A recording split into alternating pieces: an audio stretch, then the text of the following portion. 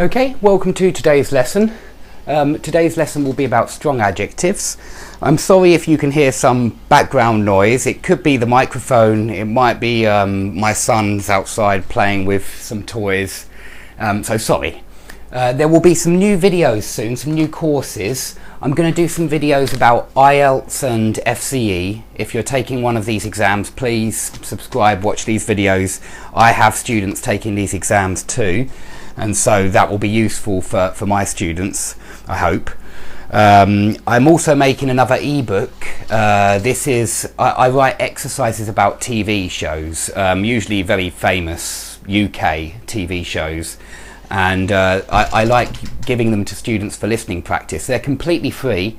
The link is under the video. Please download the ebook and watch the TV show and practice your listening.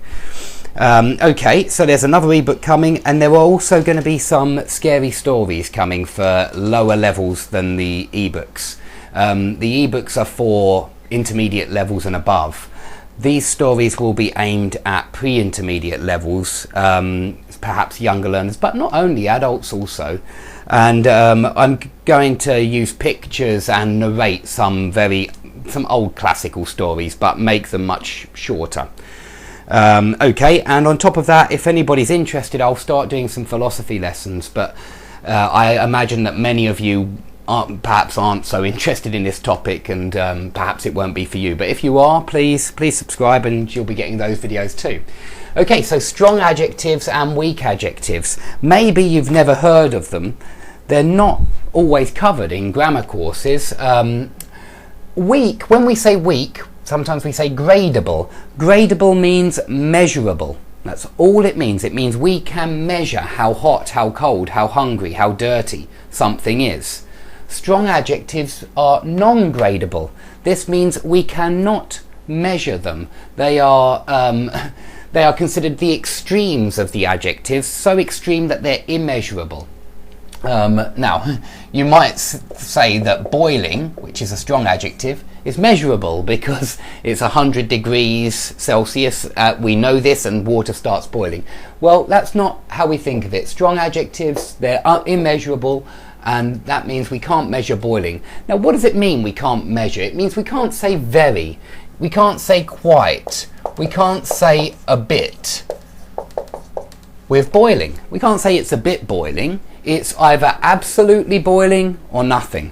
Okay, so use absolutely with strong adjectives. Use very, quite, a bit, slightly.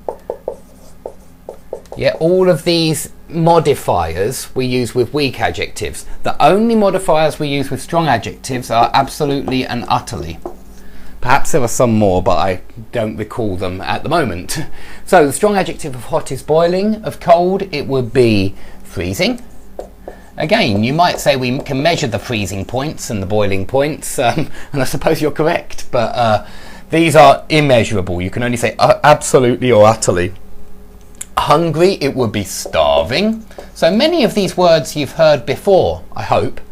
Dirty would be filthy. Big would be, there are many for big. You can say absolutely huge. It was utterly enormous. It was absolutely massive. Titanic. Gigantic. We have lots of words for big. Okay, small would be tiny. It was absolutely tiny. It was utterly tiny.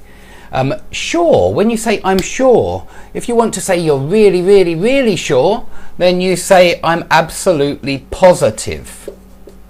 So positive is not strong for happy, it's strong for sure, okay? I'm absolutely positive that anything. I'm absolutely positive that I saw him yesterday, okay? I'm absolutely positive. I'm completely sure. So completely is over here with the weak ones. Completely is a weak modifier, okay? Okay, for pleased, we say I'm absolutely delighted. Surprised, he was utterly astonished. Or amazed. There's another one for there, amazed. I was absolutely amazed. And for scared, Horrified, terrified, petrified. Yeah, I think all of those work. I was absolutely horrified. I was absolutely terrified. Or you could say petrified. So we have lots of strong adjectives. Okay? There aren't just one or two, there are lots and lots of strong adjectives. Now, one thing to remember, you might say, so what do I use if I want to make it clear, if I want to use very or absolutely, but I don't know if it's a weak or strong adjective, what do I do? The simple solution is use the word really, which works with everything. You can say really boiling, you can say really cold, you can say really starving, you can say really big, really tiny, really positive, really pleased. Really works with everything. So really is the way you can make strong adjectives still correct. Okay, I hope that that's all clear. Please subscribe for more lessons, and I hope to see you soon. And please tell me, how's the microphone today? I hope that it's a bit better, but fingers crossed. I'm not very good with new equipment. Okay, thanks a lot. Please subscribe if you've enjoyed this lesson and would like to receive more over the next few weeks. Here are some videos on phrasal verbs, auxiliary verbs, tenses, and verb forms as well, like gerunds and 2+ infinitive. Please watch them and try the quizzes below the videos, and I hope that you improve.